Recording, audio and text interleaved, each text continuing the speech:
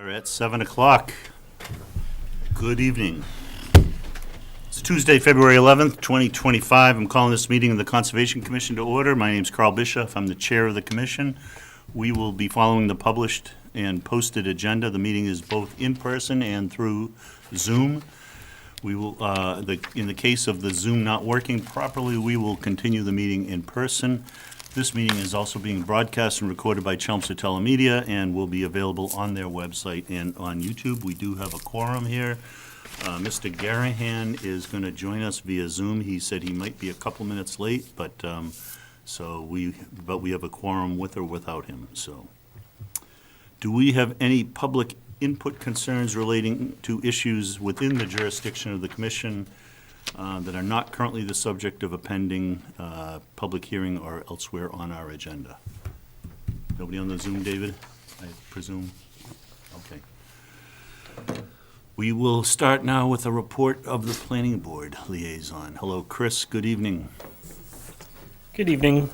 We have not had a meeting since your last Conservation Commission meeting, but we do have one this week. Back in sync with the two boards. Tomorrow we're going to be finalizing the zoning articles for a public hearing meeting on the 26th of February. We'll be covering floodplain, lighting bylaw changes, and other potential small zoning changes, as well as addressing two potential zoning articles that the town manager put onto the draft warrants. So we'll be discussing those with the town manager tomorrow. The Fort Palet hearing has been continued. We already know about that one. And then we are probably going to be closing out 65 Dunstable special permit public hearing. Voting on that. Okay. Any comments or questions? So Palet's not going to come to your meetings? No, I believe they're waiting for some final other information. Could be the same thing they're waiting for Palet's continued here too. Yeah, I know. But so we're going to have to continue ours at the next meeting? How's that going to So I think ours is going to be continued till maybe the 26th, but we've got a pretty full agenda, so I'm guessing it probably will be the 26th. Okay. Okay, thanks. Yep. Thanks. Okay, and just to be clear, the two of our three regulatory hearings, two of our four are going to be continued. One is the 10 Hildreth, and the other one is the 4 Palet Drive. Both of those are requested to be continued, so we will start off with 61 Smith Street. We did open that this hearing at the last meeting, so we don't need to read the notice. So we can start with Maureen from Norse Environmental. Make her description of the project. Thank you. Hey everyone, Maureen Harold, North Environmental Services, here on behalf of the applicant. So these are this is a new submission, but I can go through the project with the commission. So, had an interesting turn of events. But let's start with what the original notice of intent filing for. So I filed the notice of intent for an after-the-fact foundation excavation, single-family addition, rebuild the existing deck, rooftop infiltration, patch the driveway, pavement, associate grading and utilities within the 100-foot buffer zone and 200-foot riverfront area. So the plans that I handed out to you folks, go through them real quick. I colored them up. They're full-size plans for the commission, so they're a little bit easier on your eyes, okay? Thank you. The green A series is the BBW flagging. The B series beyond that in a beige color, that is the bank of the perennial stream. I have the 25-foot no disturb highlighted in yellow, the 30-foot no impervious in, I guess, a pink color. The 100-foot inner riparian is in a purple, the 100-foot buffer zone is in a yellow, and the 200-foot riverfront area is in a pink color. So as you can see, practically the entire lot is within the 200-foot riverfront area that we have. Prior to this resubmittal, I checked the DEP comments. And DEP had provided some comments basically stating that the degraded areas that are shown on the plan weren't degraded prior to August 7th of 1996. The commission should determine what has been permitted on site and what hasn't. Depending on that, the commission should make the applicant determine what could be permitted in accordance to 10.584 if a redevelopment is not applicable. I reviewed the aerial photographs, which is also in the submittal I just passed out to you. Let's see. Back in, wait a minute, let me grab it. Let's see, in 2020, the lot had an existing single-family house, driveway, and deck. In October of 2021, the asphalt extended beyond or behind this single-family dwelling, and it shows some pavers in front of the dwelling. I have an aerial from 2023 that shows the extension of the pavers further in front of the dwelling as well as along the side of the dwelling. I spoke to my client, and this apparently was not permitted. I didn't research the aerials of the property prior to filing with the commission. But given the fact that these were not permitted, and we are within the riverfront area, we need to resolve this issue. So I'm requesting the commission, as part of this submittal, I'd like to amend the notice of intent filing to remove the pavement behind the dwelling. That was never permitted, that's within the inner riparian zone, and I just can't make it work with the project because the riverfront area, it's a numbers game. You do any work within the inner riparian, you have to provide 2-to-1 mitigation, and we just don't have that area on the lot to keep the pavement. We're proposing to remove portion of the pavers in front of the dwelling as well, and return these areas to lawn. So the aerial photographs that you have does show these areas originally as lawn. We'd like to put the lawn back. We are requesting to incorporate a 10-foot by 23-foot patio behind the house. The house has a sliding glass door there, so they would like a patio there so they can put a grill out or sit out there or just use it. To mitigate for the riverfront, we are proposing 800 square feet of riverfront mitigation plantings. That's located behind the house. There's a low spot that we're proposing 5 native shrubs in that area. And we're just gonna let it naturalize and come back. So I know I threw a lot at you. I can open it up to the commission with any questions or concerns. David, why don't you start with your comments and what you've seen? You've been out to the site, I know. Yes, sure. So it's a little bit hard to see, Maureen, on the plans exactly what's being proposed to be restored. Certainly the shrubs, that's clear, but in terms of the pavement that's being Okay, proposed, I can that's show it not clear. on the board. I probably should have colored it up. So we're proposing to remove these pavers to the right of the driveway or the east of the driveway. There's another section of pavers to the east of the driveway. We're proposing to remove the entire pavement behind the house except for that 10 by 23 foot long area that we'd like to keep impervious so that they can use. We're also proposing to remove the pavers along the westerly side of the dwelling that extends up to about the front step area. So it has that hash mark shown on the plan. If that makes sense? Yes, thank you. That's much clearer. So I guess I would ask that the plans be modified to, show that up a little better or present that a little bit better. Okay. It's just, it can just be a matter of doing some kind of shading or something, Okay. or some kind of color coding with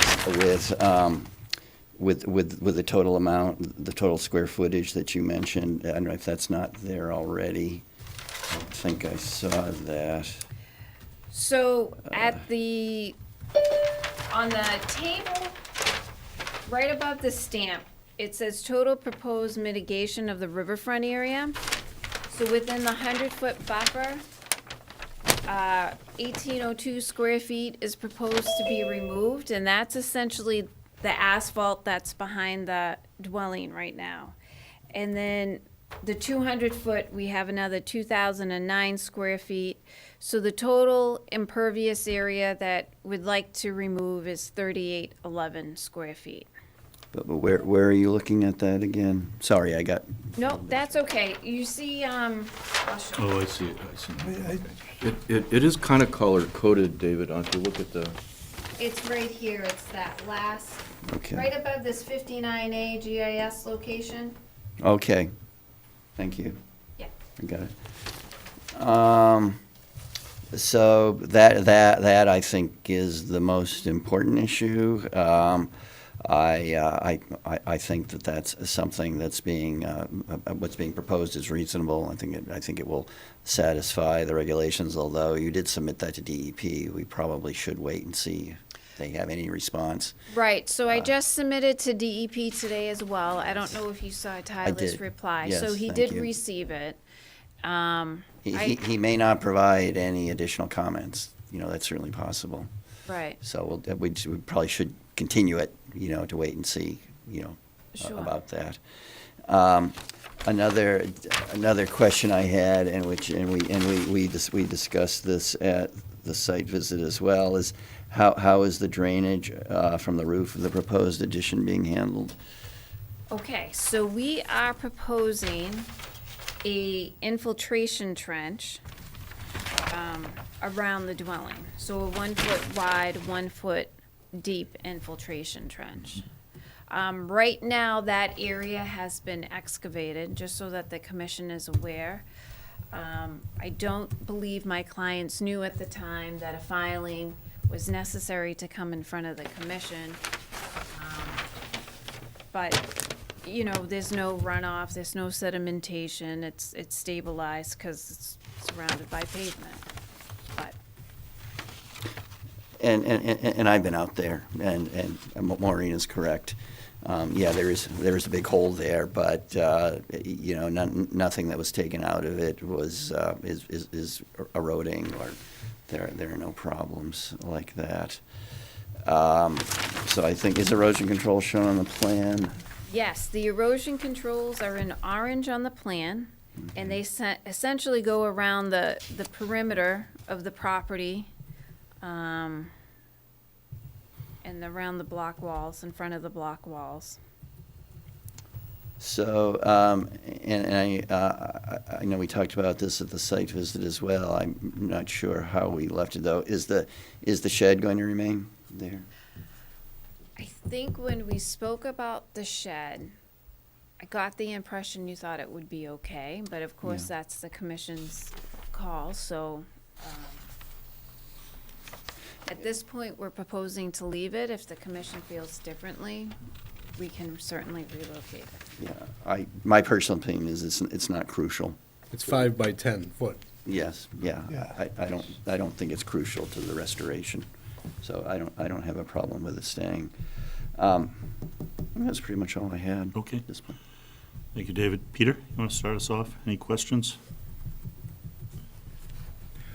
yeah, I'm just curious where the water going down the relatively steep driveway ends up. So we're proposing a trench drain in front of the addition. So the addition is a garage underneath with space above. you're right, it is a good steep driveway down, so obviously that's gonna run down the driveway. Then we were gonna have it connect to the infiltration trench along the side and the back.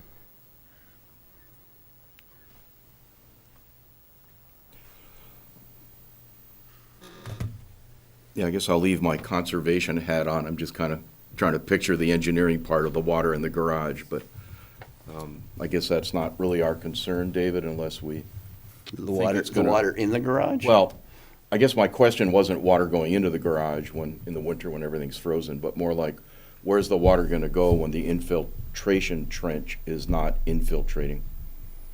Like in winter? You mean when it's frozen? Yeah, like, you know, like it rained Saturday on top of a foot of snow, isn't it all gonna discharge to the wetlands? Off to the right on the drawing you're looking at? Well, it'll definitely flow downhill. We're proposing to restore that area as lawn. So again, that Yeah. might be snow or ice covered, but we are proposing lawn area, so that'll slow the rate of runoff and Sure. provide some infiltration as well. I mean, it should basically sheet flow over the restored area. So it should not erode. And the garage addition is more than 50 feet from Right. the wetland. I guess that's the right answer, right? That it's 50 feet away? It's more than 50 feet. Yeah. Okay. That's all the questions I have. Thank you. Thanks, Peter. Mark? The pavers on the what side of the property is that? On the easterly side there, are those all coming out? Yes. And I know there's a stone, a block wall there. Is that something that's gonna have to come down, or is that gonna? We're proposing to leave the block wall. I don't know when the block wall was constructed. This house was constructed in 1985. I believe I provided the property card. It's on the second page. We're proposing to leave it at this point. Around the whole property, because it goes right up and even in front of the house. Okay. Right.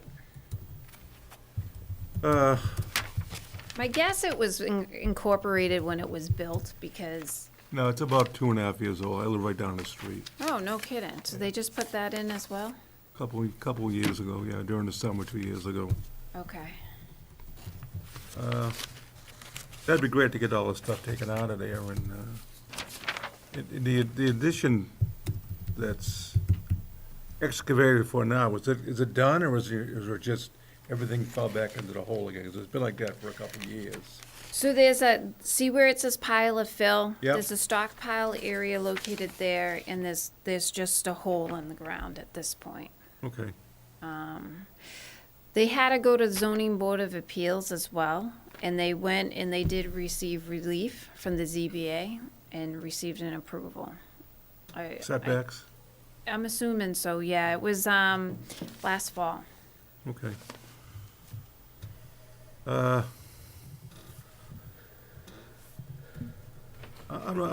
have a little bit of concern that Peter has there too, because it's a pinch point there that's gonna put water on the adjacent property. I think everything is gonna pitch away from the foundation.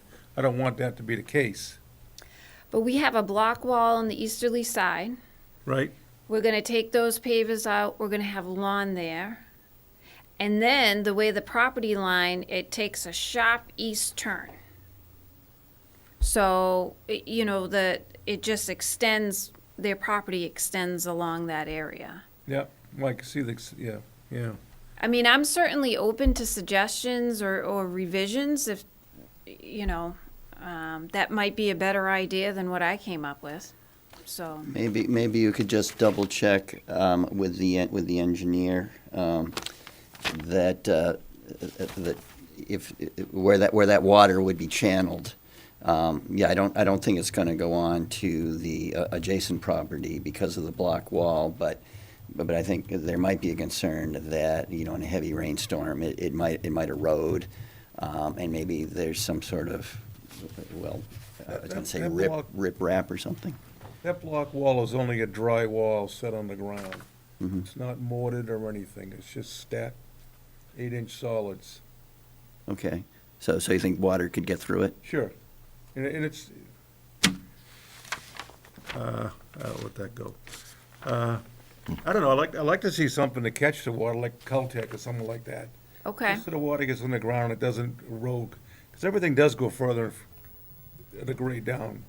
so take the trench drain and run that into a cul-de-sac? Or are we talking, you want the rooftop infiltration in a I cul-de-sac? like the rooftop, because it's such a fragile area there, because everything, it's still from the structure, it drops. Oh, down to, it drops at least 8 feet. I'm guessing 8 feet to the BVW there. It does, but there's also a berm, so it comes off the side of the house and it drops down and kind of comes up. There's a berm between the BBW and that drop off. When you replicate the backyard to grass, you're gonna keep that berm? Oh, yeah. We're not touching that berm. Okay. So that might make it a little tough to put in a subsurface infiltrator. Yeah. You know, that berm there, because it does extend so much higher above the slope. I Okay, think that would those are be just my concern. concerns, that's all. Okay. I'm good. Thanks, Mark. Bill? Yeah, I agree with Mark, just if we treat that corner, because the driveway, the water from the driveway is coming down there too, right? Oh, yeah, I think it just, Does it pitch to the right or left, do you know? I don't know, because see that pile of fill? Yeah, And then there's a hole in the ground. oh, okay.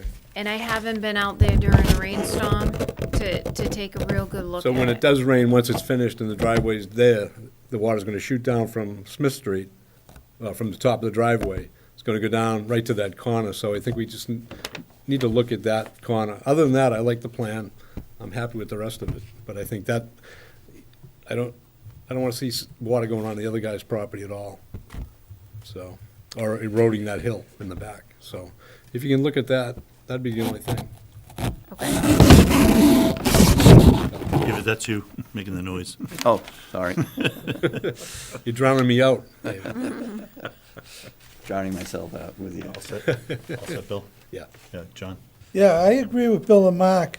The only thing is maybe make the stone infiltration 2 feet. Okay. That works. Get it into the ground. So 2 feet wide, 2 feet deep. Yeah. I mean, the more stone and 2 feet out, Yep. you're gonna get that water into the ground. Okay. No big deal. I think that's a way to help it. You got the berm in the back. Yep. The land does come up in the back, so the water's not gonna go over the back. Right. But like Mark said, the people to the right, you don't wanna have water going onto their land. Okay. And I do agree with that, but make the stone area bigger. Okay. That's That's my reasonable. opinion. Okay. So I heard, David, we're waiting for DEP. Yeah, well, see, Response. yes, see if they have any response, and then the plans do have to be revised. Carl, this is Chris. I'm out here on the Oh, Zoom. hey, Chris. Oh. Yep, sorry. Hello, Chris. Yeah, go ahead, Chris. You have questions? I'm good. I just want to make sure you know I was out here. All right, good. Thanks. Yes. Thank you, Chris. All right. So, and then the plans have to be revised to show what's being done with the pavement in the back of the house. And then whatever revisions are made for the drainage Okay. to address the concerns that were just spoken about.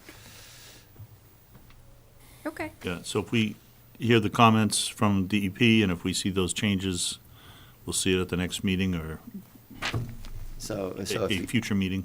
So if you can get me the revised plans by the end of the day on the Wednesday before the next meeting, then we might be A able to week from close. tomorrow. Okay. Yes. Today's Tuesday. Okay. I think I can get it to you. So in theory, then, we might be able to close the hearing on the 25th. Just, Do you anticipate any special conditions? I don't think there's anything. I think probably just some sort of monitoring and reporting plan on the progress of the restoration. I think that's what would be done in this particular situation. Okay. All right, I'll take a motion to continue the meeting to our, let's say, to our next meeting, which would be the 25th? Is that right, 25th of February? Move. Motion from Bill, second from John. All in favor? Aye. Aye. Chris? Aye. Chris said aye. Yeah, it should be a roll All call right, vote. John, all in favor? John? Aye. Bill? Aye. Aye. Mark? Aye. Peter? Aye. Peter, aye, and Chris, I heard aye already. Aye. All right, thank you, and I said aye. Can I just ask a follow-up? Sure. When you're doing the work in the backyard there, there's already a hole. There's no other way around the back of that structure there, so you're gonna have to fill that into somewhat. I don't know what's back there, pavement, you mean the asphalt pavement's back there Yes. now? Asphalt, yep. You gotta get a machine back there to dig that all up. Oh, yeah. It's a good amount of pavement. So you got to fill the existing hole up to get a machine back here in a dump truck to get that stuff out of there, right? So, I would think so, yeah. I mean, they could go around, I mean, I don't know how big of a machine. They don't want to damage the pavers we'd like to leave, but if the machine can go over the existing pavers in front of the house and go around the side, maybe they can do that. west Yes, side, yeah. the west side. Well, Yeah. well, you should definitely speak with a contractor on that, because I think it's within the realm of possibility that that pavement and back should be removed first, or will have to be removed first Okay, before the addition is built. I mean, that shouldn't take very long to do that. And then, you know, the actual replanting can be done at a later time, but I think that's a good point. It might be hard once the addition is in, it might be hard to get back Be there very labor with a intensive. large enough machine I figured. right. to get that And I done think out. the timing might work out. I was thinking in my head, if we close at the end of February, they can't start work till the middle of March, maybe the snow will be gone. And if any luck, the ground's frozen and then, but no Right. snow, but. Right. Wouldn't we want to see a little remediation done before we see any work done, construction? Well, the problem is I can't plant in March. No, but just taking the pavers out of there, grading it to like a subgrade, at least we know what's being repaired, and you can start your site work at that point. Yeah, I think that's reasonable. I think that's reasonable. I mean, I just would like to do that when we can get the grass growing. So like, you know what I mean? If we can start work in March, it doesn't make any sense to do any of that until the growing season starts. Just a thought. Okay, I'm just thinking of logistics. You know, Yeah. you gotta bring loam back there to put grass or whatever you want to grow back there again. You're gonna need a small dozer. You're not gonna do that with a backhoe. A Bobcat. Oh, Bobcat, yeah. They go Okay, in there we, now. we closed the hearing, so. Yeah, all right, Yeah, yeah, I'm yeah. sorry. Oh, yeah. Well, no, we didn't close it. We continued it. I'm sorry, we continued the hearing. But that can be discussed next time. Yeah, I know, but, so I think she can give it some thought, though. Yes, To, yeah. to the sequence of events, and maybe we talk about that at the next meeting. Why don't you just stay right where you are? Thank you.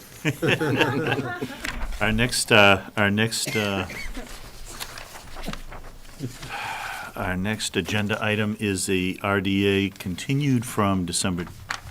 Is that right? Did we talk about this in January? That might not. I don't think we did. No. Okay. So we are here for 35 Brick Kiln Road, and we now have plans today, which we got, so Yes. you want to just talk through that, but Sure, so, Just one thing quick. Chris, can you see what's on the screen? Yes. Okay. Yes. Got the screen up there. Thank you. Okay, sure. okay, so I'm here tonight with Catherine Ramos. I met David out on site to take a look at the violations and the clearing and the RDAs that was filed. We performed a site visit in January. David had highlighted that there was a pile of fill that was placed between wetland flags 6A and 7A. The homeowner has since removed that pile of fill. David had asked me to take a look at that area to see if, in fact, yes, all of the fill has been removed, and the good news, it has. I found natural topsoil there, so I'm comfortable with that. In addition, it was requested that I count the number of tree stumps on the property. So I counted 8 tree stumps within the 100-foot buffer zone. I'm proposing to replace those 8 trees with 2.5-inch caliber native trees. We're proposing to plant these trees within the 25-foot no disturbance zone. I provide a list of native trees that I think will grow well there. A lot of them are already there. I'm proposing 3 different species, 2.5-inch calipers. I like to give the homeowners and the clients a little bit of wiggle room, rather than saying 3 white pine, 3 red maple, 3 red oak, and then they can't find the plants, and then it becomes a problem. The 25-foot no disturbance zone shall be planted. Also proposing 1 tree within that area of fill that was placed because it was a little bare. I thought it would great to go in there. We're also proposing a post and rail fence along the 25-foot so that there will be no confusion in the future. We'll know exactly where it is. In addition, we're proposing to maintain the 25 to the 100-foot as lawn area. It looks like some of that lawn area has already been established, probably last fall or last spring, I'm not sure. We'd like to keep that area as lawn if it is allowed. In addition, we are proposing to extend the retaining wall. You can see in the photographs that I took that a retaining wall was started to be constructed, and it's basically a berm area and a drop-off, and the homeowner would like to extend that retaining wall and finish it, if possible. I can open it up to the commission with any questions or concerns. All right, why don't we start down this end with John? David, do you have anything more to add? No, not at the moment. I Okay. think of something, I'll let you know. John, you got some questions? Dave, you were all right with the retaining wall? Yes, it's actually more like 80 feet from the Okay. wetlands. So I don't see. I think it actually, you can see that's slope there. Yeah. I have concerns about its stability, and actually not. It doesn't stay in the buffer zone. It's its whole length. Here's the plan. So I think I think it's okay where it's being proposed. No, I think it's good. I think from where we started, I think we gotta put this to bed right now. And that's how I feel about it. That does remind me, I did have a question. So is there going to be any sort of a stairway or pathway, through the retaining wall, maybe over on the right here? Because otherwise, not going to be able to get down to this part of the property. That's a really good point. Yeah, I think we should put some sort of stairway in so that there is some access, so that they're able to use it. I mean, I could show it on the plan if the commission would like. I don't know where it's gonna go at this point, but You could say it'll be somewhere in here. Yeah, I would just, it looks like there's really no good reason to put it in the buffer zone, so you could just put it somewhere along here between the buffer zone and the property line. okay. I think it probably makes sense, I know the property pretty well at this point, it probably makes sense to put it over, closer to the property line. Sure, that's not a problem. Okay. You all set, John? I'm good. Okay. Yep. How many trees are you gonna plant? The 2.5, 8 trees, 8 trees, so 8 for 8? yes. Okay. I brought this up last time, but how come there's no stamp on the plan? The plot plans, So the copy that I was given didn't have a stamp on it, but my understanding is David has a stamp plan? Yes. Is that correct? Well, I have a stamped base plan, yes, showing the wetlands and, the property line and the existing structures. Right, so I marked up this plan to try and save the homeowner some money. Obviously, if the commission doesn't find that it works, we can have the engineer draw this on the plan. That's not a problem. But the hope was to try and save some money and put this to bed. I think if you, my personal opinion is if you redrew this plan on the stamped plan, which I can email you. Thank you. Or you could even call Hushi and get it. I think that would be okay. I can do that. Yeah, I Not a just think we problem. should have a stamped plot plan Sure. as opposed to just to We're be trying to fair be- to everybody else that's doing We're trying to be plot plans, consistent. be consistent. But other than that, the plan's fine as far as I'm Okay. concerned. That's not a problem. That's Yeah. easy. Mark? I have no problem with this. It's fine. Peter? Maureen, can you point out the stumps that you sent a number of photos on? And I So- guess you've been out there, David, so you Yes. guys can help me. Okay. Where were they relative to the proposed trees on the plan? So they weren't all within the 25-foot. Okay, so they were within the 100-foot buffer zone. The 100-foot buffer zone was actually staked out in the field, so I had an idea of how far it extended. So I think if, John? do you see these yellow stakes? Oh, God. I think that's the 25 and that's the 50-foot? Wonderful, I think Yeah. wonderful. that's my recollection. So that's those three. Well, Um, sure, but on this map, where does that fall on this map? Is it in the 50-foot buffer, I- the stumps? I think those stumps are between the 25 and 50. I'm sorry, 25 and 50. So they're Yes. kind of in this, okay. Yes, yes. All right, so my question for the commission, Maureen, as much as it is for you, I think we're here because trees were cut down that shouldn't have been.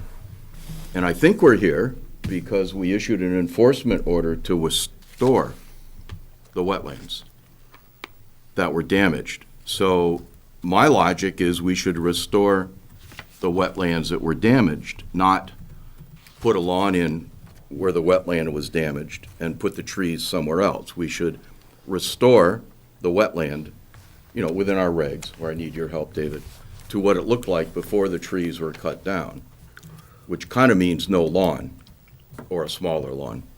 So I don't think we need to debate that. I just feel strongly about that. And a second part of that is, if in fact we issued an enforcement order to restore the wetland, we ought to restore the wetland, and I'm sure there was stuff growing in that wetland besides these trees. And then I do have one more request of you, Maureen, because I know you know this. I have no idea what was growing there before, and I don't know if that's white pines or some of the other species that you mentioned. So my request would be plant a tree that fits that ecosystem, like what was there before. Right. Or your best judgment, is that a pine tree? Do pine trees normally grow there, or is it something else? And I would totally defer to your judgment, because I don't know the answer to that. So, short story, I think we should do what our enforcement order said, which is restore the wetland. So I don't know if we want to debate that, Carl. We can move on if you like. Let's get Chris in before we let Maureen respond. Chris, do you have any questions?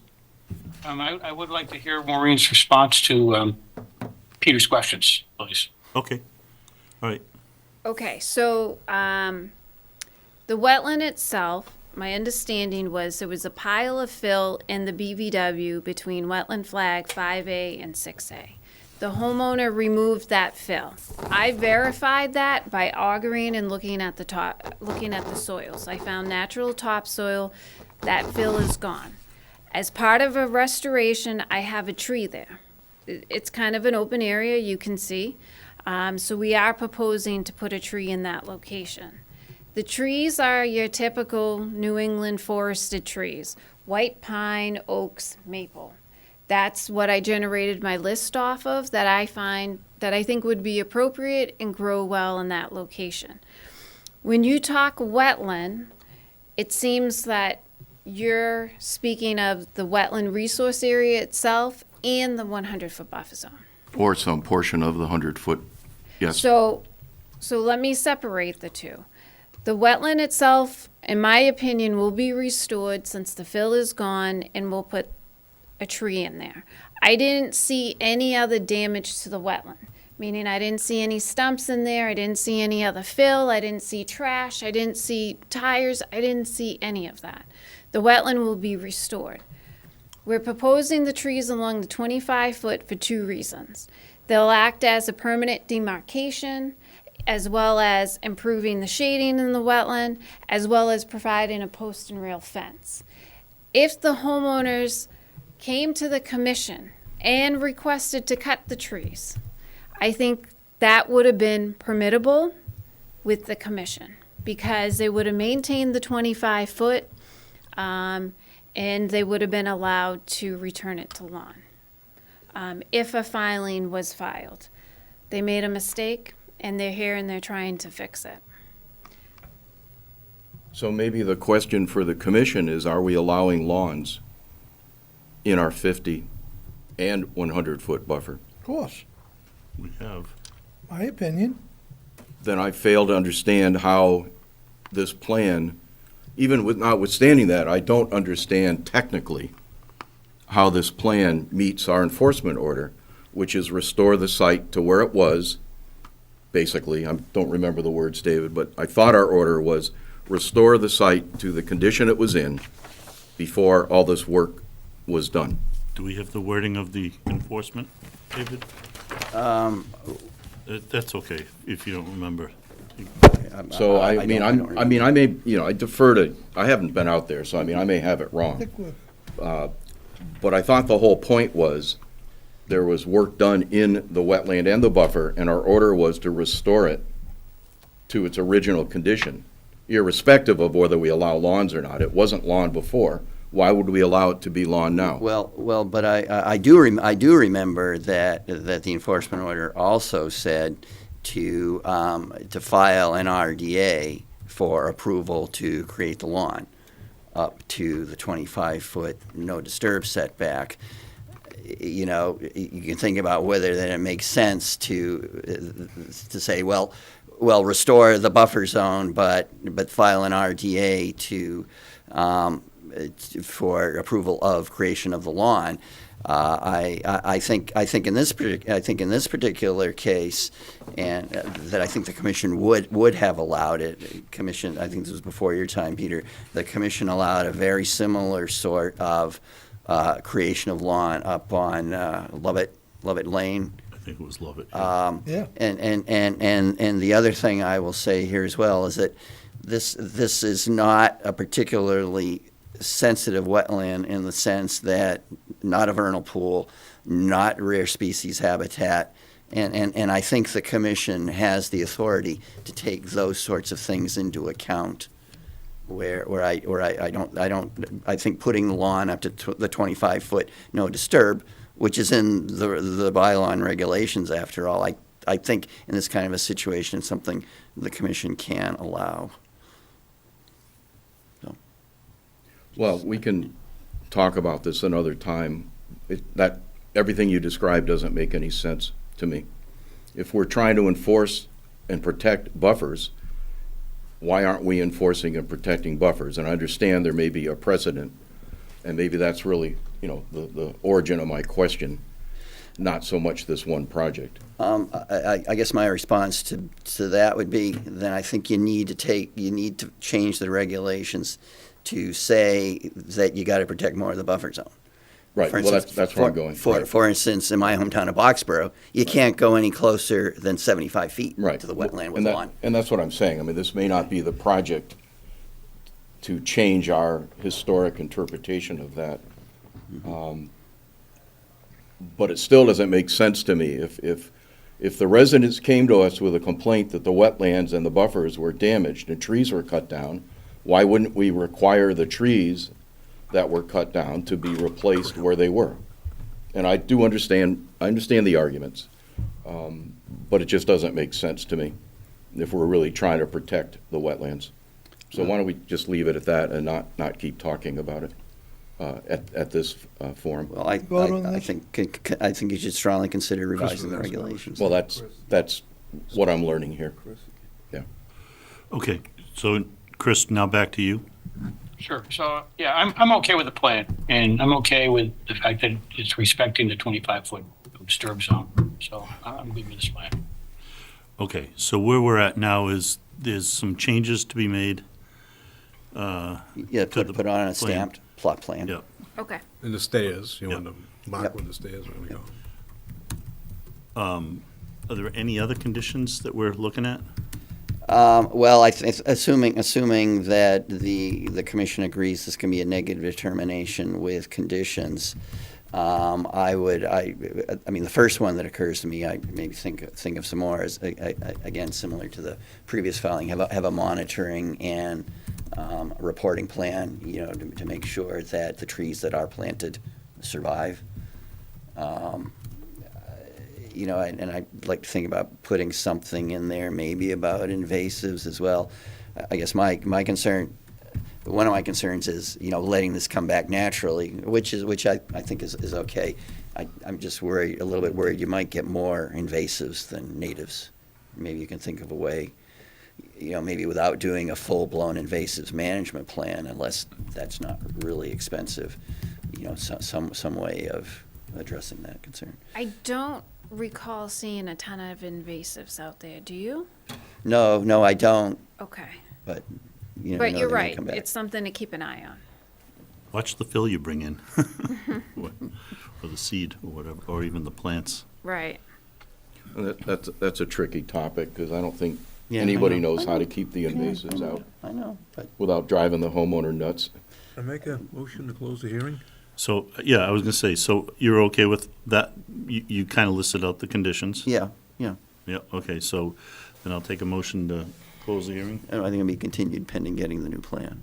Would you have the conditions We could- prepared at the Yeah, next meeting? yeah, I can do So that. we can vote on it and be Yes, done? sure. We Oh, can't at the vote next- on it At now the next and- meeting? Sorry? Can we vote on it now? Yeah, you could, and we could get the new plan later. What I would suggest is, I think it'd be better to close the hearing now and then wait, until the next meeting to approve the conditions. That's something, you can do. Okay. You can do that, Okay. if that's what you want to do. Does it matter to the homeowner or the project? No, because we Yeah. can't plant until the So growing let's just, season. let's just continue it until the next meeting then, if it's the same difference. Yeah, I think so. I just don't want this to take on any more life. Yeah, it shouldn't, No, shouldn't though. no, This is I pretty- think you've been quite clear cut and about dry. what you want. Fill up a schedule Yeah. with something that could be voted on, I think. Yeah, but he's gotta do the conditions, so, yeah, we wanted to. I make a motion to close the hearing. We already discussed, nobody approved that yet. Seconded. All right, so Mark made a motion to close the hearing. Well, are we going to vote on this tonight? No, we're not gonna vote on it. Not Because- gonna vote on the conditions. Right, you can wait to vote to issue it until the next meeting. You can close the hearing tonight and wait to vote to issue it, whatever decision you make until the next meeting, if that's the Why way can't you we want do it tonight? Everything goes on and Everything on goes and on. on forever. it. Yeah, you could, Okay. as long as you trust Because you me know the to- conditions, We're trusting that he gets all the conditions Yeah. right. I mean, this is And- pretty and- simple. And it just means that your clock starts, right? Right, Yeah. so, I so wanna approve it. you'll need to sign it, at the very least, you'll need to sign it at the Yep. next meeting, but That's fine. Okay, all right, that's what. okay. We're going that's to all right. close it first, right?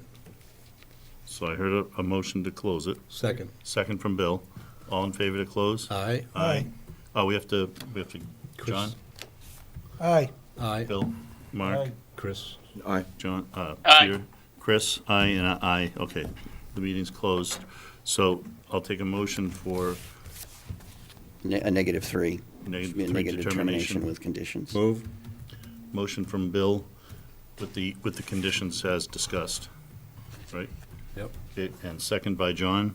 All in favor? Aye. John, Aye. Aye. Mark, Peter, Aye. Chris, Aye. and I'm an aye. Okay. So we still need the plan. You just Yes, need to I understand we will still need get that. you, I'm trapped in the office with the snow. I will Okay. get you the plan. Thank you for your Thanks. time. Okay, Okay. thank you. Thank you.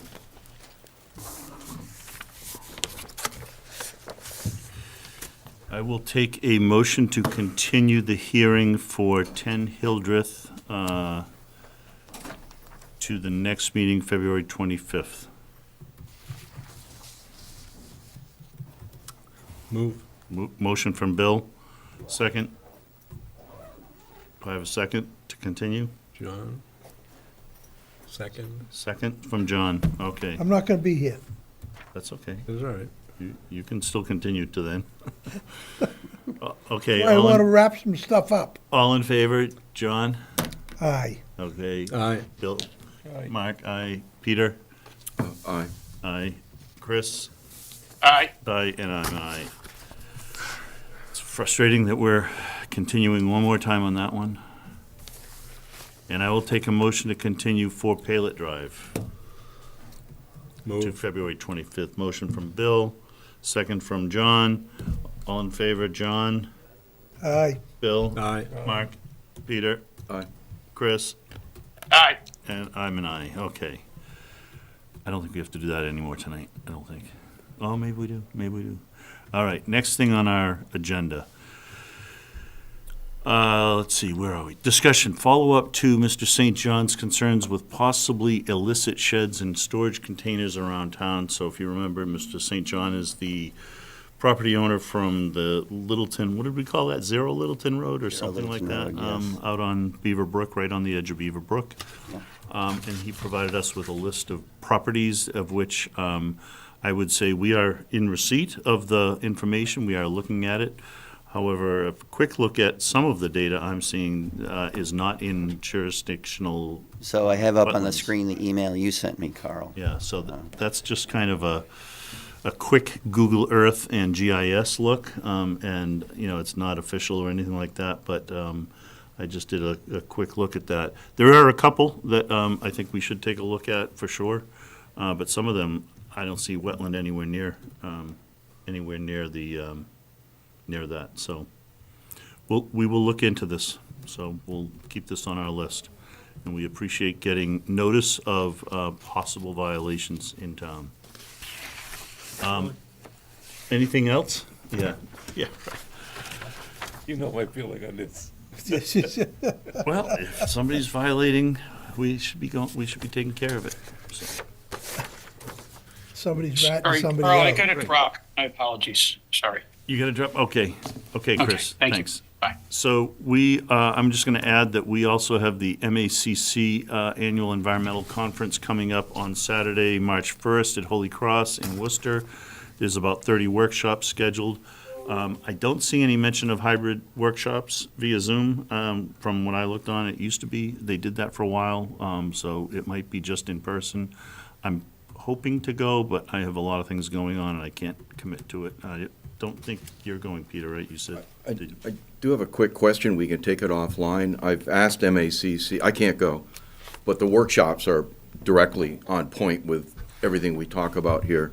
So I would like the slides, and I have asked if we can get the slides at like a reduced rate, but if somebody is already planning on going, you know, so I don't know, Dave, I don't know if I can spend $100 of town money and not go just so I get the slides. I mean, I don't know. I'll talk to you offline. Let me look at, maybe I'll do it because if I do go, then I'll get the slides. If I Right, yeah. don't go. Well, that's what I'm we'll getting at. still- So yeah. I'm trying to negotiate some bargain price, I but know I there's a haven't lot gotten of good very far. information that comes out of there. Yeah, Yeah.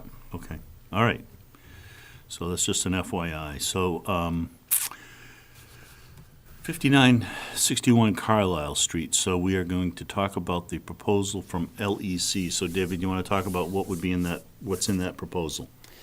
Well, that's for a follow-up study to the initial work that was done, which focused primarily on possible or potential erosion of the side slope to the driveway into the wetlands. Well, and also establishing that it was actually is a wetland out there.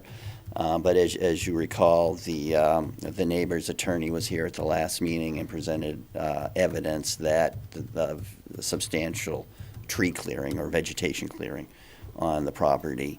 So LEC was asked to provide a proposal for a follow-up, phase 2 study, analyzing that aspect.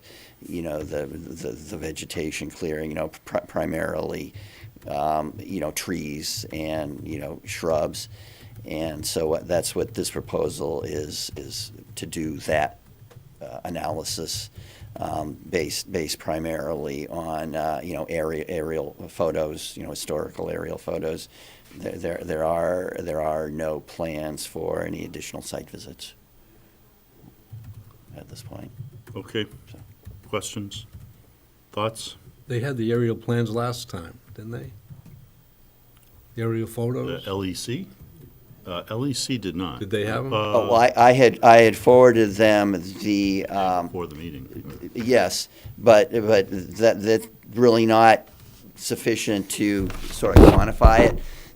I'm told that they have access to certain sets of aerials where they can pretty much count the number of trees, at least 6 inches or more, get an actual number, and I think that's That wasn't incorporated in the last, correct. They were not asked for the first study, which was the subject of the search warrant, to look at the vegetation clearing. so it was pretty much the erosion from the driveway Right. they were looking at? Right, which they concluded that was not a serious Not an concern. issue, right? So, And that it was a wetland, confirmed that it is a wetland. that's right. They That's confirmed right. it was a Yes. wetland and there was no Upland erosion. It wetland, right? was a isolated vegetation. Yes, so it's jurisdictional only under the bylaw, not the state. So, Our bylaws. I mean, one of the reasons, and I'm not suggesting that this should be a factor in the commission's decision, but, I mean, this proposal is $14,000. Commission's already paid almost $7,800 for the first study. So, I mean, these expenses are adding up. Yeah. Yeah.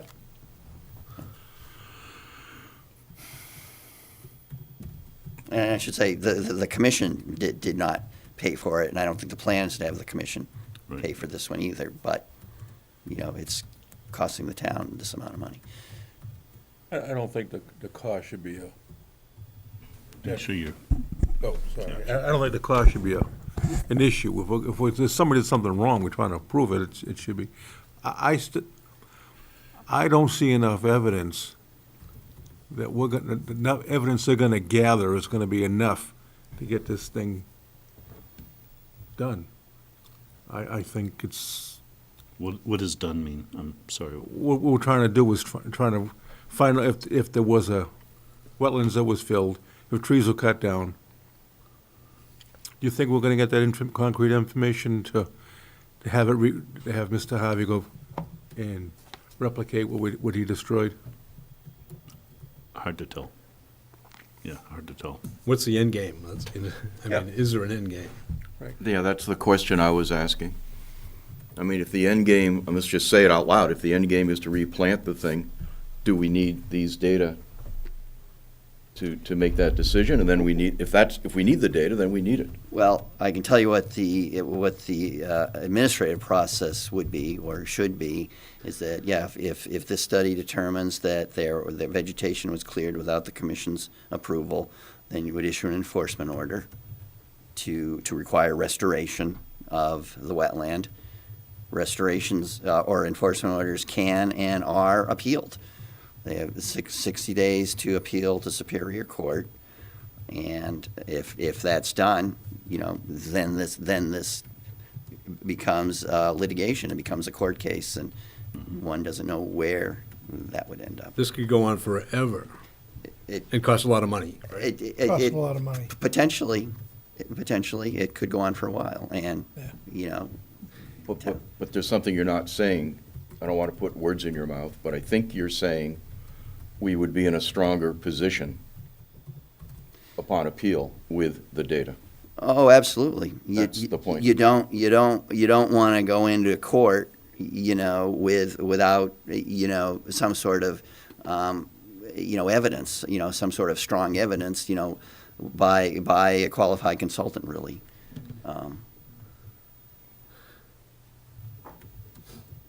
So would our goal to have them put trees back in there if it's if. At some point? Yeah, I mean, I think that's sort of in the commission's policy, that if you establish the fact that, vegetation has been cleared, in particular, trees have been cut, tonight was an example. Just did it. Yeah. Right. Yeah. Administratively, this would be the exact same process, except that the one tonight was not appealed. Right, right. You can look at the photos that we saw at the last meeting and tell the trees were cut. The trees are missing. I don't think my opinion is, just my humble opinion is, a judge is not going to buy that kind of response in court. They want to see, Yeah, we need, They would want to see an opinion from an expert, yeah. through a careful study. I just see you spending a fortune chasing this. It gets appealed. It's pushed back all the way through. So when you're building a house, Yeah. when you're building a house and you're halfway done and the foundation is crumbling, do you say, screw it, I'm going to keep building? Or do you take a step back and get at the root cause of the problem and fix it once and for all? Right. No, I agree with you. That's the way I look at this. Yeah, I see. I agree too. I'm just, in being practical, But there's going on another, for years and a lot of money. So you got to weigh that against. right, but I would encourage, this. yeah, I would encourage us all to think strategically, and I don't like that word, so I'll say it differently. I would think us all to give some thought to what happens in the, next month, next year, 5 years down the road if we don't take this stuff seriously. I mean, there's almost nothing that's a more clear violation Right. of the whole reason we're here than chopping down stuff in the wetlands. How So- come when they were out there Well- last time, they didn't look for stumps? They did. They did, yeah. There weren't any. And, yeah, they didn't see many, if any. The problem was, it wasn't considered wetlands by the person who cut the trees. Correct. And That's correct. It And was this commission pasture, didn't even know. upland pasture, Understandably, yeah. and it wasn't considered. So you gotta take all that into consideration too. I think it's on the map, John. It's not on the map, It's Peter. not, No. It's not on the No, map? it's not on the map. Interesting. no. It's not on the map. It's up, it's That's why- that's where it's I an really have a hard upland time. wetland. It's not, Unless you know, like, skunk cabbage or something, Yeah. it's like, yeah, cut in my backyard. yeah. Well- And it's done every day. Well, and even if if we knew it was a wetland, the bylaw says that, historical lawn can be maintained. And so that was a possibility it could have been mowed It, as lawn, and that would have been perfectly legal. right, but when they cut them trees, they walked in there and they just cut them, and it wasn't a wetland then, To the people who cut them. to the people who cut them.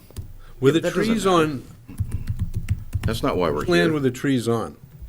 The people who were here say Some of the On trees their were on their land. land. they said there were 28 trees on their land that were cut. Right, That's not what we're talking about, though.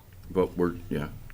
Well, Are those all the, let me address that, because I don't think that has been addressed. So, the owner of the property, that, where the wetland is located, and it's in an email, a public email, is alleging that the neighbor cut the trees.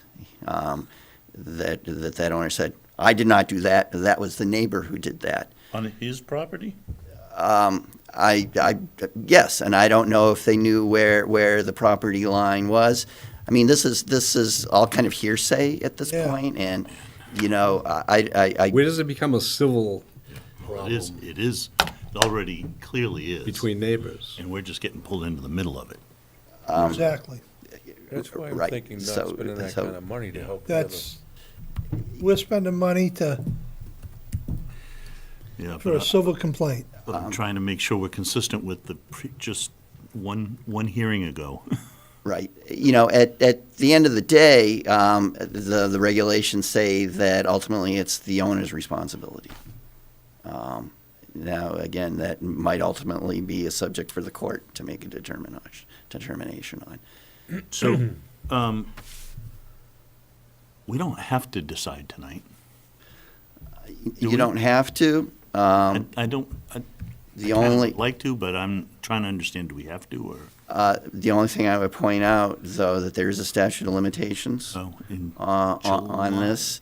Yeah, the first, and I thought the statute of limitations period started once it was determined that it was a wetland, but no, town council tells me that it's when you think there might have been a violation. And the first email I got was from the abutter.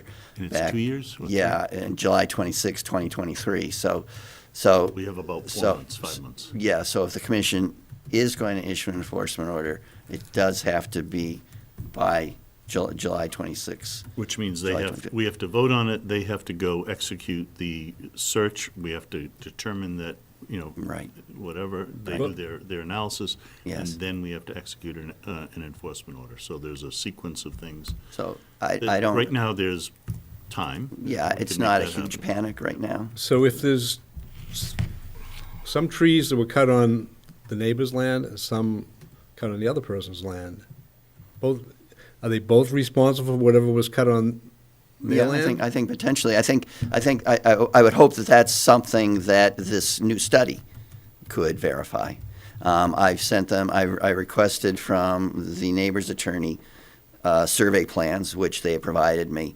I think that should be enough information for the consultants to determine, definitively Right. on which property or properties. So if the there trees was, were cut. so there could be 2 enforcement orders for each owner, right?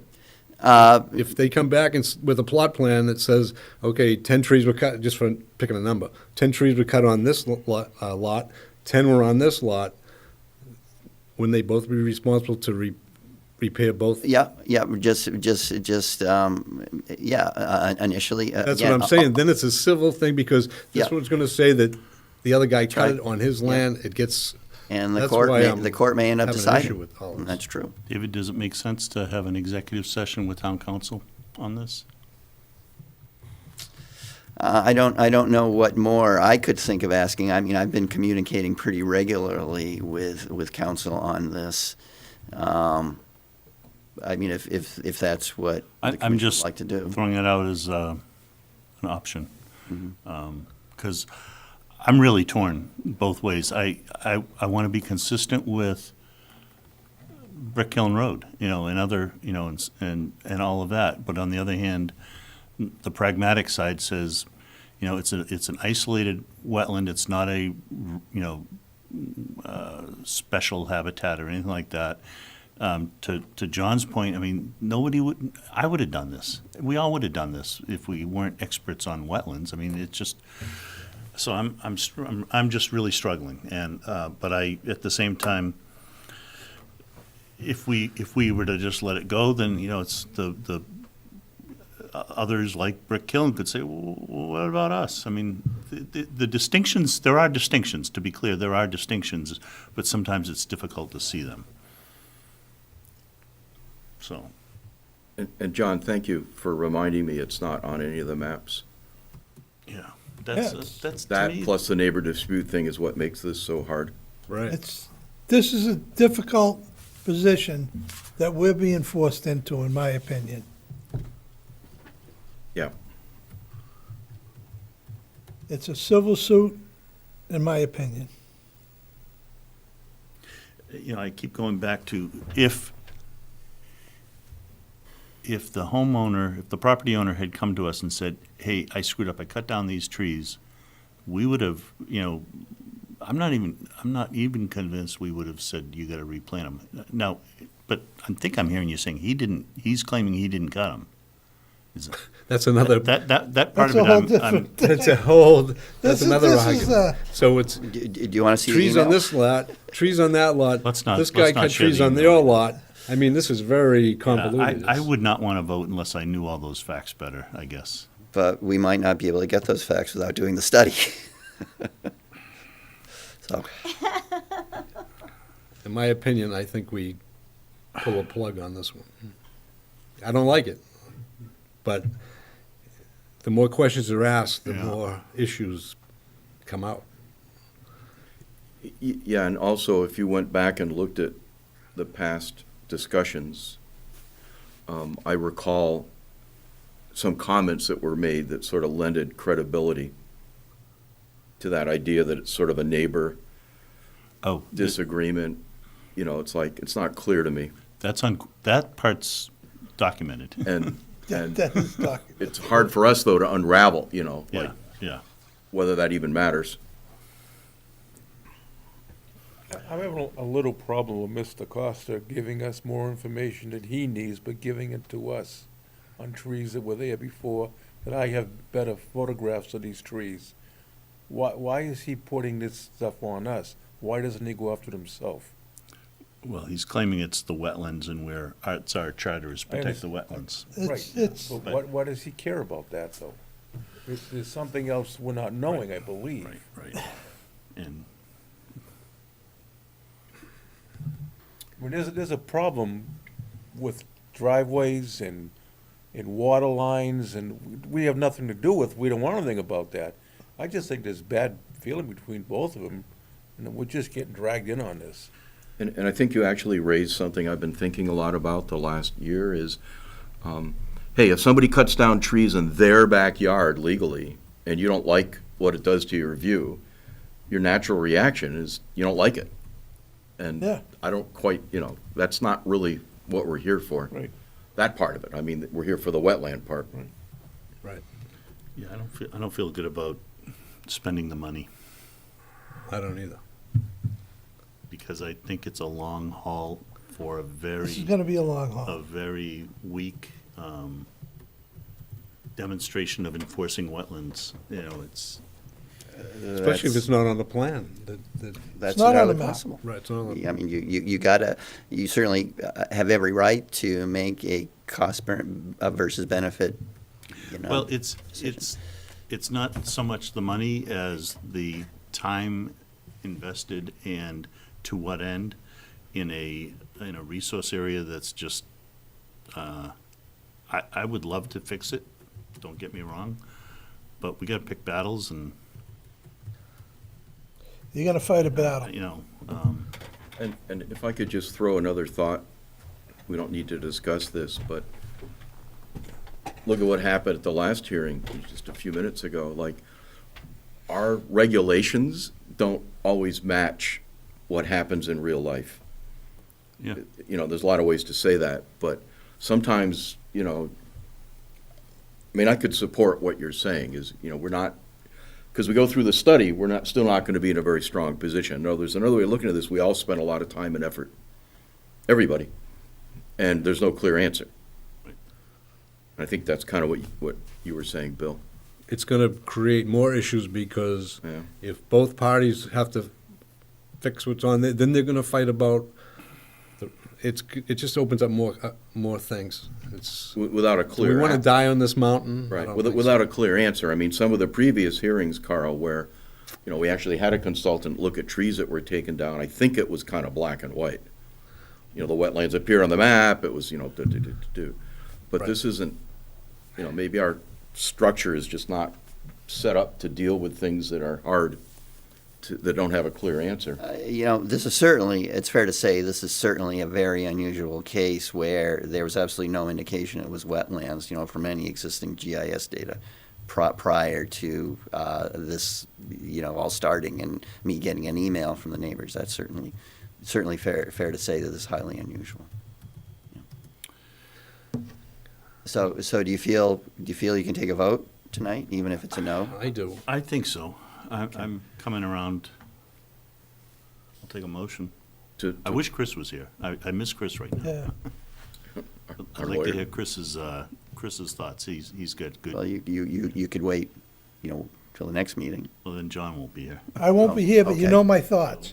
Yeah, we could. They're on record. I mean, it's not a bad thing to kick it one more meeting. Yeah, just but I think because we if can Chris, think about it, whatever but- way Chris goes, is it gonna matter? Well, I mean, I because just hate to keep Yeah. on and on. Every meeting, Every we meeting, it's continue on everything. and on and on. It's time Okay, to let's move it. on. Let's go, let's make a motion. I make And a do motion things that we're that should be Make a doing. motion. That we dispose of, what is the good name of that Well, property? We declined to spend the money on the LEC proposal for 5961. I think that would be the motion. Yeah, or you could even make it a little bit more general, say you decline to take any further action Right. at this time At on this time. matter. I think that's a really good wording, because we may change our mind in It's good. 2 weeks for new information. I think that's good. Motion, does that make sense, Mark? If we don't take motion now, we put it as worded, the way you worded it, and the 2 years goes up, are we, 2 years is up in June. Yeah, then It's you don't moot. have a choice. Then it's moot. moot. Right, that's right. okay. Yeah. All right, yeah, I'm fine with that. So that motion is from Mark. You get the wording?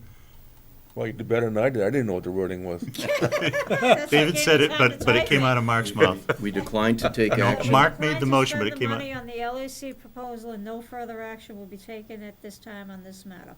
Wow. Yeah, thank you. That's even better. Motion said from that? Mark, Second. second from Bill. No Chris, so all in favor? All right. Aye. You want to do the names again? No, No, you because don't. Chris is off. He dropped. Chris is off. He dropped, so, all in favor, aye, everybody, yeah, unanimous. Okay, that's a tough discussion. I hope we made the right decision, but I guess there's no right and wrong in the world, so, we'll see. There's gonna be other battles, Carl. I know. Just, if you go by just the book, what it says, none of us would be here, they wouldn't need us Yep. to Yep. interpret it the way we think we Right. should. That's right. David, update on Freeman Lake parcel boundary surveys. So there is something to update. Let me bring up this map. So these are the three parcels that the surveyors were asked to look at. And so I met with the surveyor last Friday, and they have plans prepared. So this is if you recognize this one, this is the Willis Drive parcel. It's let me just go back to the other one. 6th Street on there? Yeah, so see the way I'm circling here. Yeah. So that's this parcel right here, that so this is, it's sort of turned, I guess, 90 degrees counterclockwise, or maybe clockwise, so this is, The street is at the top, the lake's at the bottom. yeah, let me zoom out a little bit on this one. If you see this, so you can see that there are some encroachments on this one. You know, a couple of canoes, a boat. This is, whoops, that's not what I wanted to do.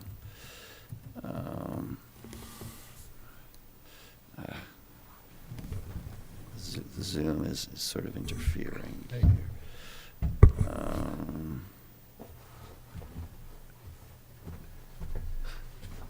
Yeah, Kids. where's your button? David, did they stake these? No, that's the next thing to decide.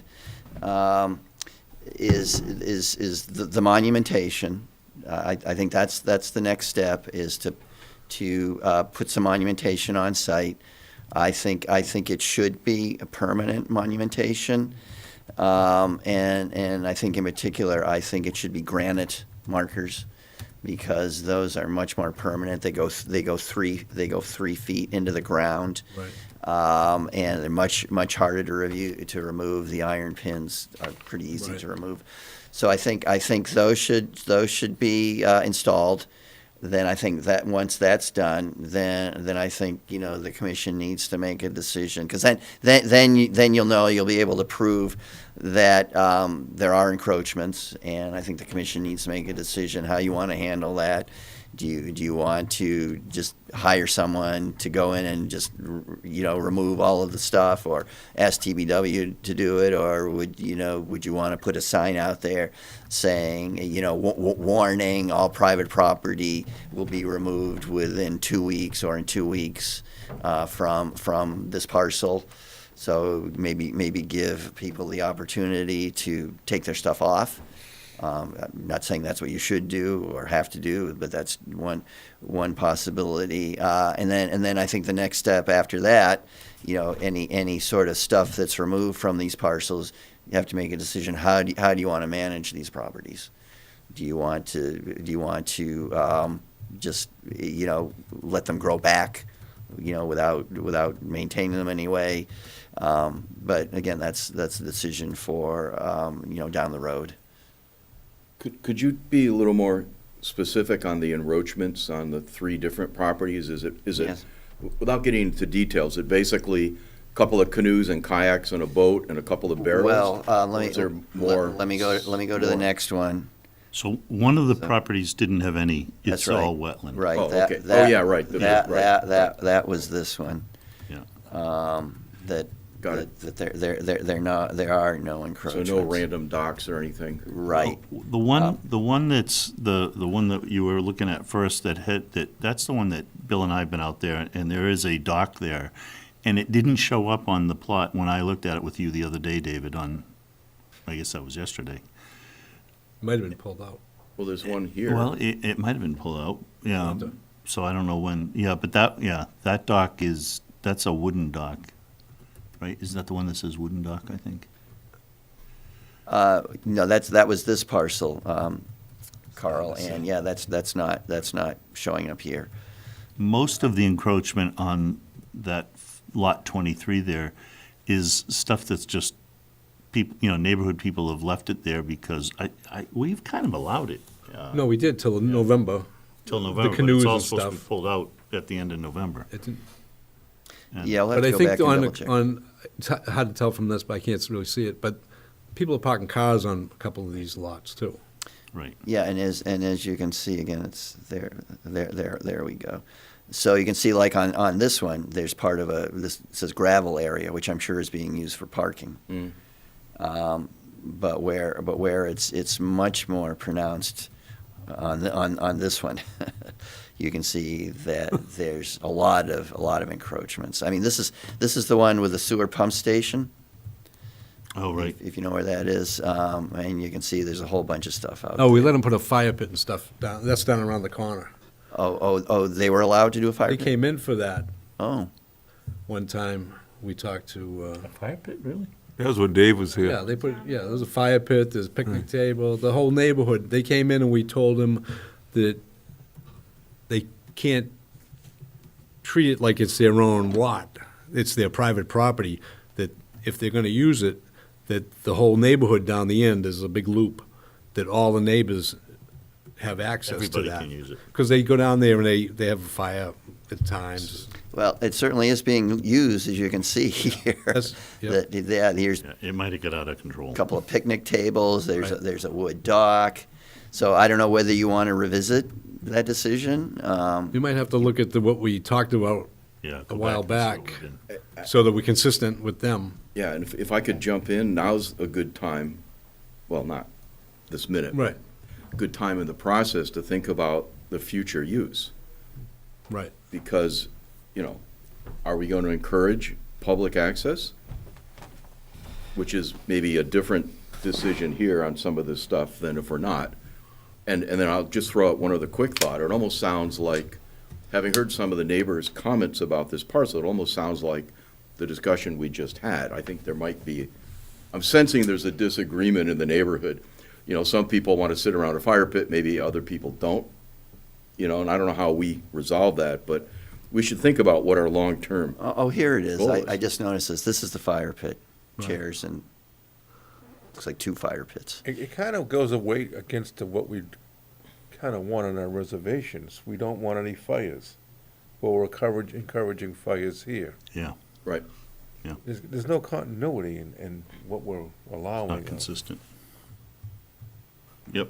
In getting back to the stone monuments, I think that's a must. Right. This problem's Yeah. gonna go around the whole Oh, lake. yeah. Yes. If we have control points, it's gonna be easier next time to resolve the lot lines. Yep, absolutely. That's my opinion. So I would suggest then the next step is I can go and mark up these plans with my recommendations of where the monumentation would go, and I can bring that back to the next meeting. And then if the commission agrees, then I can ask for an estimate from the surveyor.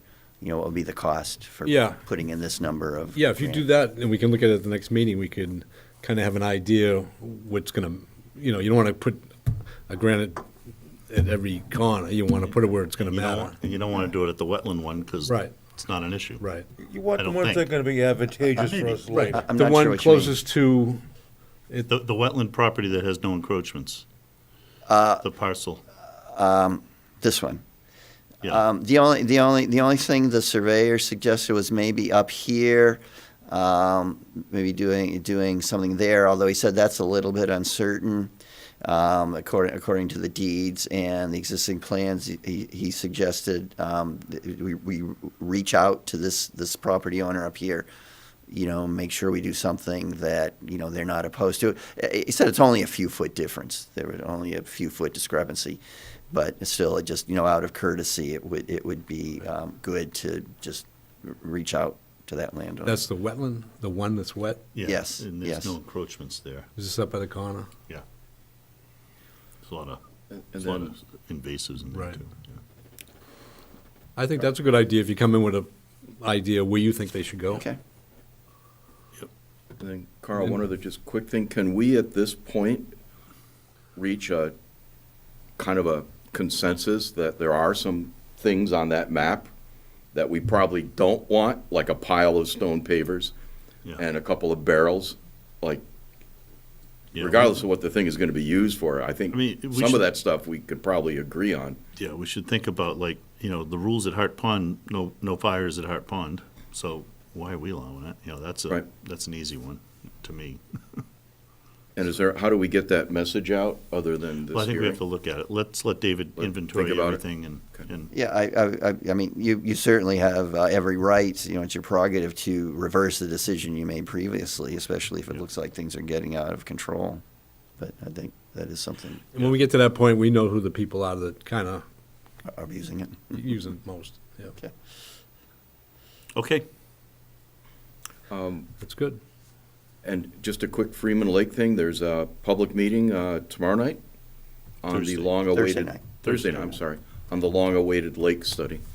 So it's posted on the town And meeting it's- agendas. At Thursday night, right? Yes. Thursday night. At the North old Town. police The station, old police Oh, station the old on police. North Road. Oh, Yeah, oh. 7:00. 7 o'clock, It's- yeah. Yes. And I think the consultant and Courtney and/or Christine Clancy are going to present where they are. Okay. Well, there's a draft report that's out. Yeah, Yes. yeah, yeah. If anyone's interested, I can Yeah. forward you the link. Yeah, I there's a got it lot a week of, ago and I just saw it yesterday. It's only 'cause 231 pages. I missed it. let's just say there's a lot of information in it. There sure is. Does it make recommendations on that? All right, let's keep going. Sort of. You really have to read it. Am I allowed to Oh, ask some hey, questions? hey, Darlene. Yeah, sure. We're still talking Freeman Lake, go ahead. Yeah, so where is that party area? I think it's That's the. way down the end, Darlene, by Gary Bevis's house. Like No. around Willis and then around the other side of Willis?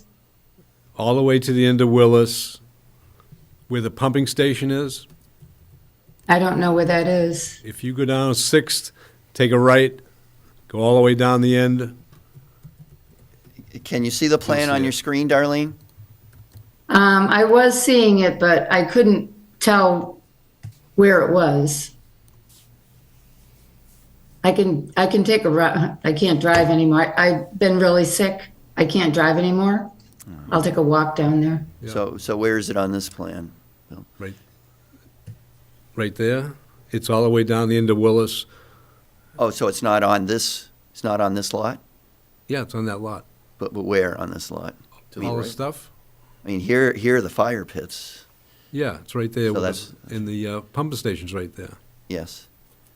Saying the whole lot is a party lot? Yeah. Oh, okay. Is this map available to the public, David? Yeah, I was gonna Okay, request Darlene. if I can have it emailed to me Yeah, by Dave. I can do that, Darlene, Thank you. but it's not the Um, final version. No, I understand. I'll take a walk over there. What is the status of the other parcels to be surveyed, like the property at the end of First Ave?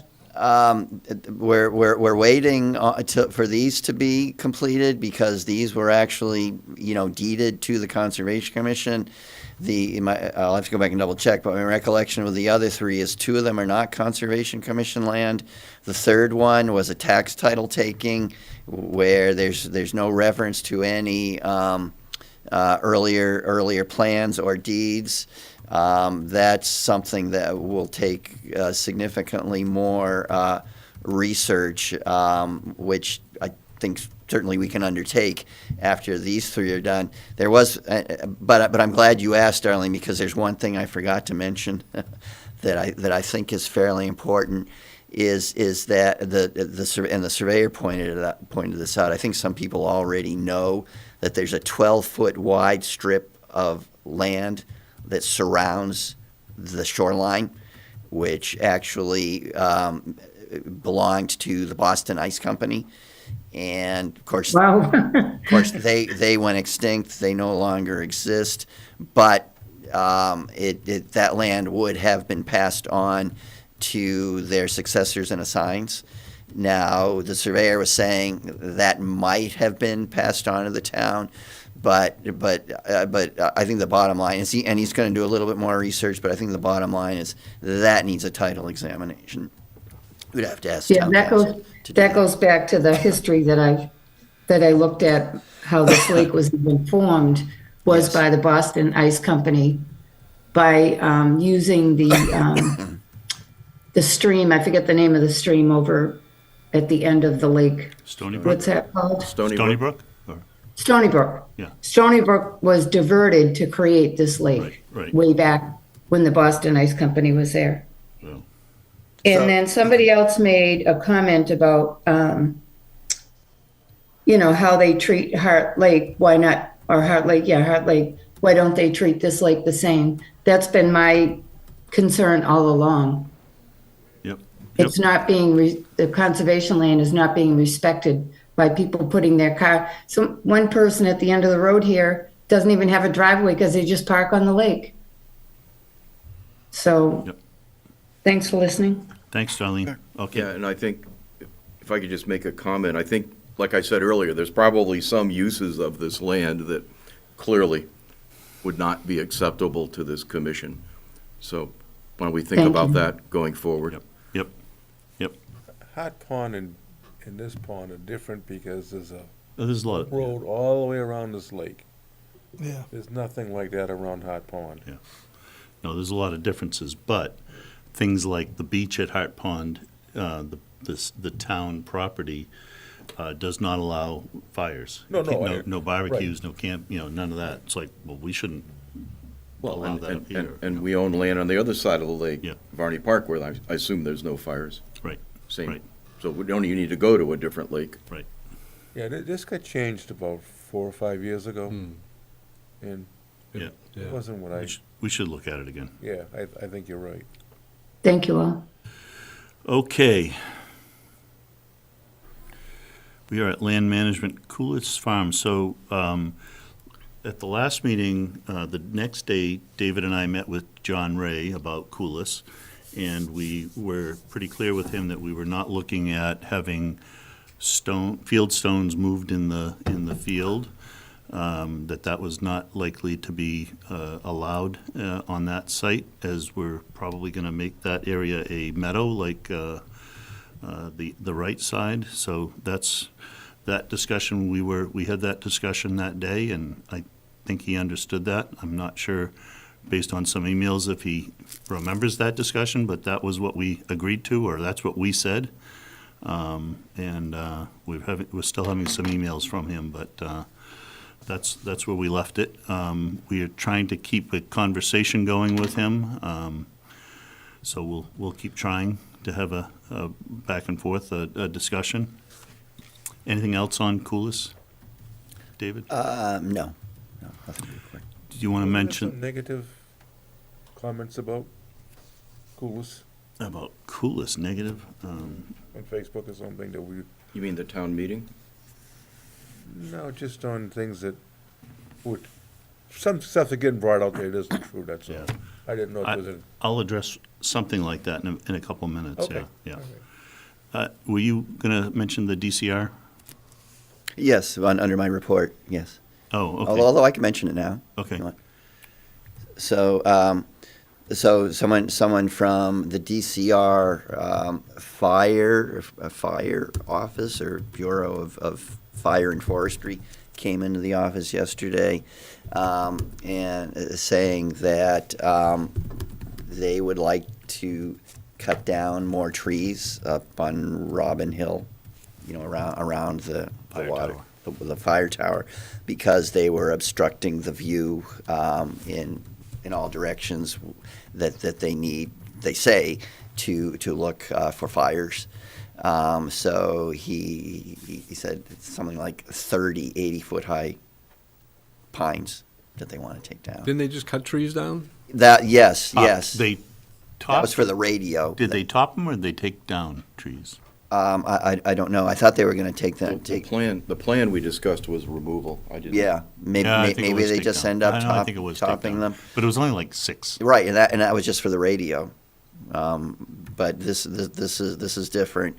This is to be able to have a horizon to horizon view of the landscape to look for fires. I mean, I didn't think that site would be that important for that reason, but they seem to feel it is. So I said, well, that would be a decision that would have to be made by the Conservation Commission.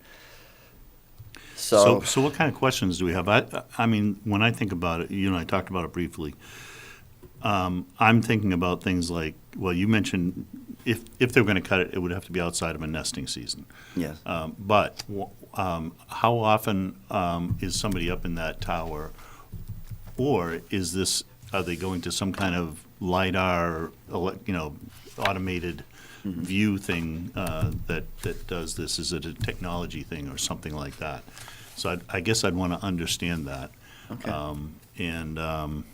I don't know, you guys come up with other questions, because I'm not real keen on cutting 30, 80-foot trees down unless, I don't want to see fires, don't get me wrong, but that's a hell of a lot of big, beautiful trees. Do we think they're all pine trees? That's what he said. Now, I haven't seen them. He said that they all are There marked. it's mostly, if I remember, but it could be others. Yeah, I would share with the commission, maybe you all have done this, but a long time ago, 20 years, I had a chance to tour the tower when the DCR fire person was there. I don't know how often they do that, but it was quite a discussion on, with all the maps, and I felt like I was out west somewhere or up north. There really is a whole series of fire lookouts active in this part of the state. Yeah, I guess I don't have a sense for how active it is, but, I'm sorry. go ahead. All the trees are on town property, conservation Yes. property. Yes. None That's of my it's on understanding. private property? No. Could we ask DCR to rebuild the, what used to be up there a long time ago, a little ice cream stand or something? Yeah. It was Always help. 150 years ago, there was or 100 years ago. That was empty. The top of the mountain was empty. The top of the hill was, I think at that time it was, Are these trees gonna make it?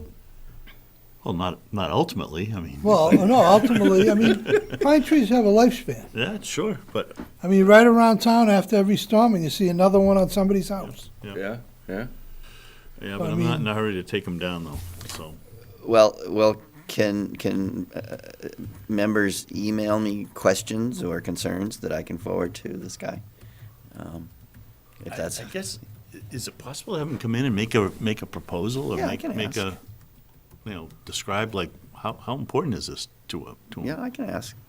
I would Yeah, think he'd be willing to do You that. don't wanna ask the people in California. Yeah, Yep. no, well, we're not in California. We get We're rain. not They- in California, but forestation and everything else is stuff that should be looked at. Yeah. Yep. And you might You know, the mention, underbrush and everything, yeah, you know, the down trees that you see all around now. Yeah. That's my opinion. yeah. Okay. And you might mention to them that we don't really understand or would like to learn more about the fire tower function. They might assume we know. Well, I will tell him that the commission would like him to come in and talk to him about it. And then could you ask him, well, that's a question. Let's make it a community event if we have to let some trees go, where they open up the thing twice a year. Yeah. It's very cool. Yeah, no, people would love to get up there, yeah. Oh, it's fantastic. It's unbelievable how many trees you see. Yeah. But you don't think of it that way when you're driving around. Can I bring something up? Yeah. I was mentioned to David at the Cranberry Bog in Carlisle. I guess a dog got killed. There were two dogs. One bigger dog attacked another dog and killed it. Well, they had to euthanize it. And the person who owned the dog, the bigger dog, gave a false name and phone number to the police. So it's on Facebook, you can see it, where they're looking for the person. So the reason I'm bringing it up, because our land abuts that. Do we need to put more signs up to have a dog on a leash, or, you know? There are signs. Because what's the liability We if, have signs, We have plenty of signs. there's plenty of signs No up? doubt about that. Okay. But it's not. But Carlisle's it's not- different. It's not Carlisle- enforced in Chelmsford. but Carlisle is, keep your Free dog range. under control. Keep your dog Right. under control. So. I don't know. Oh, boy, that's awful. And Bill, I might mention, there have been incidents on our part of the Cranberry Bog over the years that I'm aware of. Sure. Not public, but, I mean, I had a dog go after me, and, you know, I kind of, Right, I'm glad I wasn't 90 pound in weight, let's put it that way. right. Okay, so couple more things. One is Thanksgiving Forest, the group that's doing the pollinator garden. I met with them on Friday, I think it is. And we're getting an angle on getting some watering cubes, hopefully from the Sunny Meadow Community Garden, because they are changing their watering strategy. And so I've asked them to make a request to the Community Garden Group. And so they're working that, and they're really enthusiastic. It's a good group. They've got a lot of good ideas. They are also looking at, speaking of cutting down trees, these are Norway maples. They're looking at trying to take down some Norway maples right there. So we're going to try to get that quantified and look at that and take a look at that. I'm more inclined to do that there because they have ideas for what they would replace them with some shrubs and some other things. And the Norway maples, when you look there, you can see them spreading into Thanksgiving Forest. And I'm like, yep, that's probably the right thing to do, because they keep spreading in there. So, Have you been out there in the last month or so? well, I haven't walked through the property, I mean, yeah. but I was on that Yeah. front area. This is not a big deal, but it doesn't bother me, but I could see some people being concerned about the orange, like construction tape that I assume was used to mark the pollinator garden. It just kind of, to me, it's jarring when you pull up there, kind of out in the woods, and all of a sudden you see like red construction tape, or and not a big deal, but maybe some string that you don't, like you guys did at Coolis. Yeah, except I don't know the answer. the deer get tangled up in it, I guess, so I don't know. That breaks my heart. Yeah. All right, so I do have a new section of our meeting that's not on the agenda, and it's going to be called For the Record. Speaking of Facebook, there were comments on Facebook from the COS Facebook page saying that we do not allow night use of our reservations. And as we all discussed in our meeting in December, we do allow night use of the reservations with a registration form to David. That's always been the case for many years, and it still continues to be the case. We didn't change that. Nothing changed. I asked Mr. Stanway to correct the record, to correct his posting. I have not seen that done yet, but I asked him to correct it. We went back and forth on some emails over a week ago, and as of a couple of days ago, I have not seen any correction, but just to be state for the record, we're all nodding, right? We agree that if somebody submits a request to David for a normal kind of an event at night, we're almost certainly going to approve it unless it's something outrageous and crazy. So nothing has changed. So I'm a little frustrated that we're getting false information put out there and people are listening to it and not getting accurate information. So that's one thing. And the second thing is that Mr. Ray was here last week at the last meeting, and he said that at the Coolest Task Force that Mr. Cohen, our town manager, asked the Parleys requested that they hay the field. And I checked with Paul. I was quite certain that wasn't true, and Paul said that is not accurate. In fact, I went back and looked at the meeting minutes for the first Coolest Farm Task Force meeting, and it said that one of the first things in the agenda was that Parley Farm representatives stated interest in leasing land for agricultural purposes similar to Sheehan Farm Lease. That's all fine, that's all great, but to represent it that the town asked the Parleys is not accurate. That's not how it went. So I wanted to correct the record. That's not the way it went. I think it's fine to use that parcel of land for cutting hay, and Caroline will be here maybe at the next meeting. Yes. And that should go fine. We did do an RDA with Mike Raisbeck on the other side property last year for his pumpkin farm, so we're being consistent there. We're just trying to document, make sure that we protect wetlands. I think that's the right thing to do. We're not charging the RDA fee. We don't do that on a town property. So again, I'm just trying to set the record straight. This is how we're doing things. Any reaction, any comment? Well, great. Okay.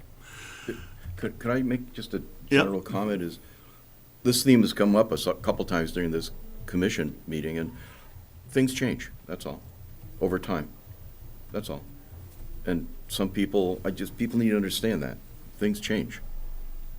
Fire pit might be fine in the lake, maybe it is or not going forward, I don't know, but things change. Yeah. And that's just, But it didn't change with allowing night visits.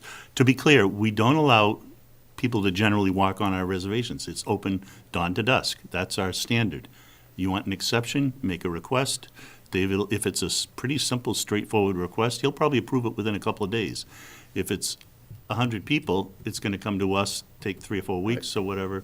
So that's where, and I apologize, I wasn't being very clear. Yeah. I was thinking specifically about the Coolest Task Force. oh, That was all for promoting certain uses as recommendations, but now things have changed. It's a year or two later.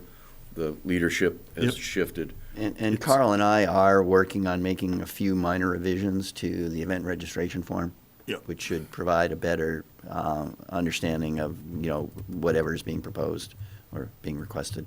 So this is just for groups of people that wanna, the average person right, can't go out there at night Right, yes. Correct. because it's a safety issue, right. We just don't allow it, yeah. right? But if somebody's looking to have their scouting group go out there, we're almost certainly going to allow that, so, as we have in the past. Agents report, anything else? No, Okay. Approval for signature certificate of compliance, 14 Janet Road. so 14 Janet Road was one of those ones where, Of Thanksgiving Forest, it's not far from Thanksgiving Forest, it's, yeah. that was for actually an addition and some related work that was never started. So that's checking off the box, invalid order of conditions, work never started. The other one, 42 Westview Drive, if commission members recall, that was the second story being added on to a house right on Hart Pond. So that's all set. I've done a site visit. I've received an as-built plan. So everything looks good, and I recommend the commission issue that one. Okay, take a motion to approve that. You could do both, the same motion. Move? Motion to approve both certificates of compliance by Bill, second by John, all in favor? Aye. Aye, let's sign those. No meeting minutes, right? No. Vivian, okay. I'll take a motion to adjourn. Move. Motion from Second. Bill, second by Mark. All in favor, aye. Aye. Meeting's adjourned. Thank you very much, Chelmsford Telemedia.